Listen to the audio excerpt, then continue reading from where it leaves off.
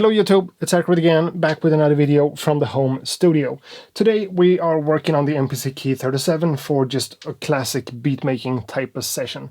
And I'm running the pre-beta version of the MPC 3 update, which is really cool. I know I haven't made a lot of videos talking about this one, except for my first one when they announced it, because, you know, it's a pre-beta version, so it's not final, and some things will stay in here, some things will probably be changed, and whatever like that. With all that said, I'm a huge fan of the new arranger system.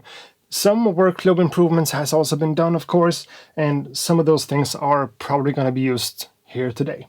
Now, I've done a lot of work with the MPC 3 update in here. I've tried to make some full beats, and I've used the arranger quite a bit for some cool stuff. Not in this project, of course, but, you know. I've also opened up some of the older projects that I made on the MPC 2 point whatever, and everything seems to work. But I found this beat, this entire project that I made weeks or months ago, might even be posted on YouTube. I don't know. And I used this really cool sample for it, but I chopped it up in probably the worst way possible and used it in a way that's just not great at all. So I loaded up the projects, I jumped between my different tracks, and I found it and immediately started doing something like...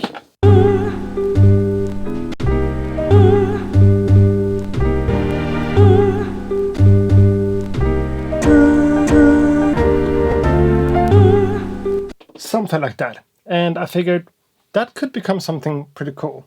And I'm not sure about this, but hopefully we're going to take this into something new and make a beat with those kinds of chops. And hopefully it's going to be pure magic. I don't know. So let's set the tempo for this first of all. I guess we are somewhere around 85, 90. So let's go 87. Fine. Edit the entire sample, pitch it up to make sure that we are...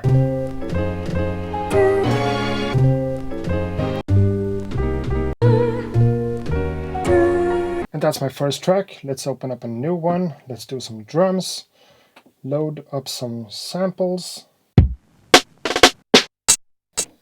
And in this case, I like this one, but I like this one too. On that pad, edit, samples, layer 2 over here, and let's load up that snare right there.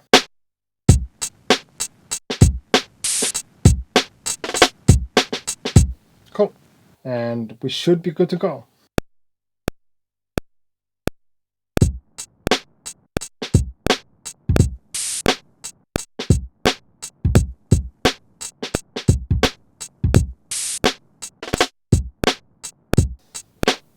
Something like that will probably do.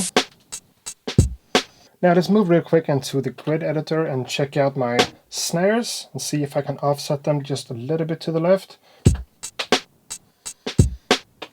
And my hi-hats a little bit to the right. Now let's find that double trigger on the hi-hat and take that one out, shift, delete, and simple as that. But I can't say that I love the sound of that hi-hat, so let's see if we can do something about it. Maybe just pitch it down, pitch it up, something like that. And now let's move into the track over here, my first one, with the sample, and see if anything works out.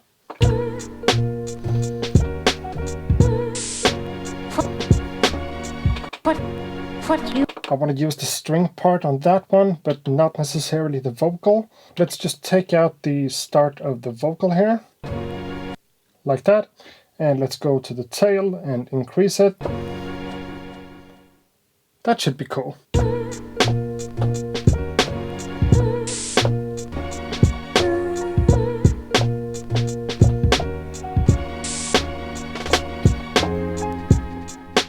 Yeah.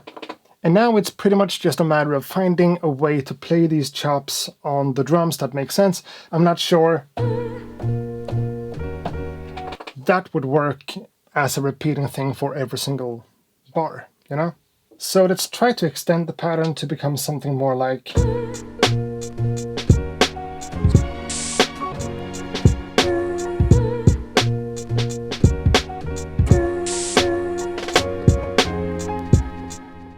something like that. Maybe that works, just as it is. Let's give it a try.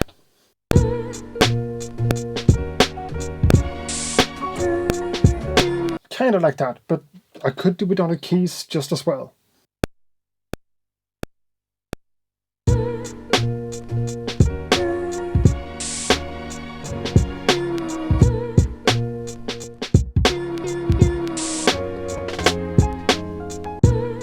I think that pretty much works at this point, but I'm noticing something wrong about...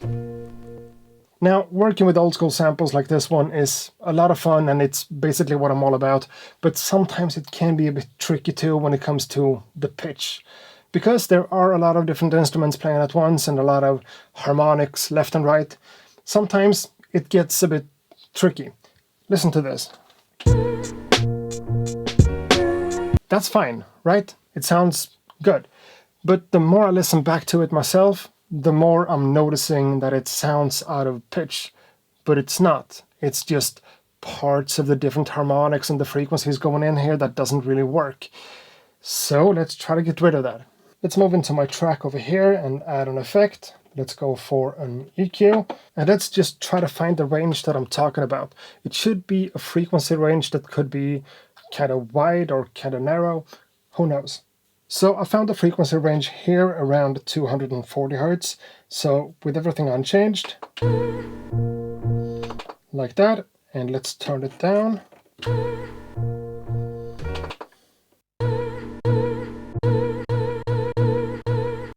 And at the end of the day, what we're talking about is beat making. It's not that serious, but filtering it like that just gives me a better starting point for adding more instruments, like a bass line and whatever. Let's move into the bass line. Main, add track. Let's go for a plugin. Let's move into hype. I think that one's my favorite. Nope, that's the one. Cool. But before I'm ready to commit to a bass line, let's actually open up a new track, a plugin, Stage EP.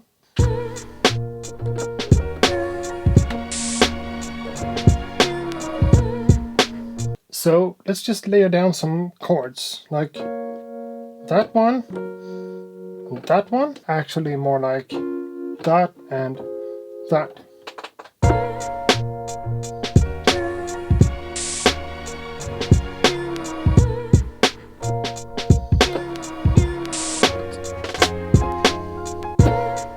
Having those chords recorded in here on the electric piano in this case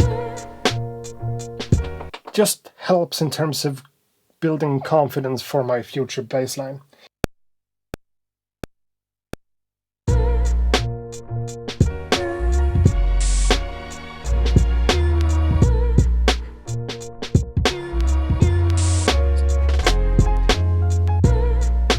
So let's jump over to our sample, let's mute it and listen to the drums, the bass and the electric piano. Maybe we want that one an octave higher. Yeah, that's way better. Like that a lot. Now we're talking. So let's take a look at our compressor. We have the EQ and we want something more. Let's try a Mother Ducker. Could be cool. And move into the drums. Add the Mother Ducker input. Super low attack. A little bit slower release. I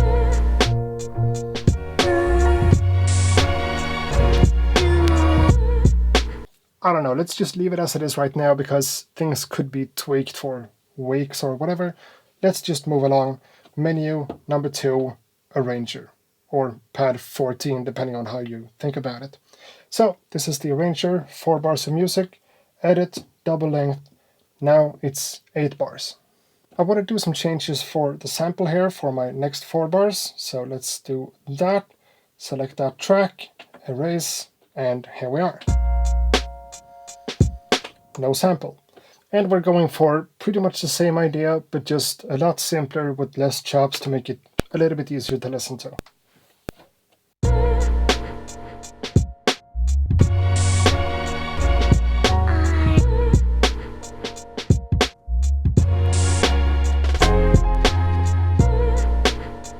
And moving into the arranger again, we can see that there is obviously a difference between that pattern and that one. I think I like that one more, to be honest, but that's just right now. I copied the entire sequence over one more time, so now we have 16 bars, part A, part B, part A, and part B, if that makes sense. Now on the last 4 bars here, let's move into the electric piano, and let's just take it out. And into the sample track, I don't know, let's select everything but the first little hit.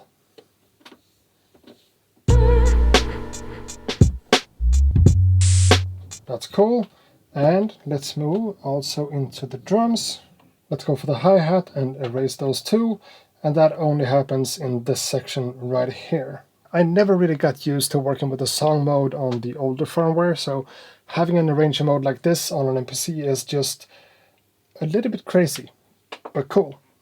You know what? Let's actually add something here on another track that's not coming from the MPC per se.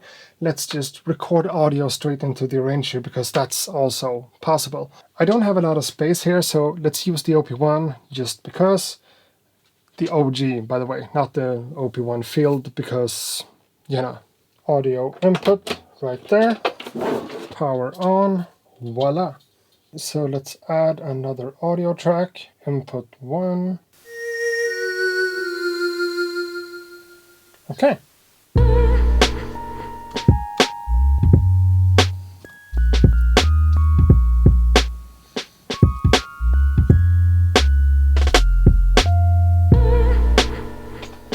And just like that, we should have a little bit of audio right there on the timeline. I mean, that's pretty cool just as it is. Maybe a little bit of EQ just to get rid of some of the stuff. And from this point, sky's the limit, right? In this case, just a small little 4-bar section with the OP1, that works. I could record some scratch straight into the MPC. I could record like a couple of tracks of vocals, something like that. Now it's time for me to work a little bit off camera, just to set everything up and create some sort of intro and a few different variations and whatnot. Then let's do some scratching on top of it. But yeah, I managed to make the sample into something. Yeah, it needs a little bit of polish, but still, something kind of cool. Thanks a lot for watching this one, and I hope to see you guys in the next one too. Until then, ha det gott!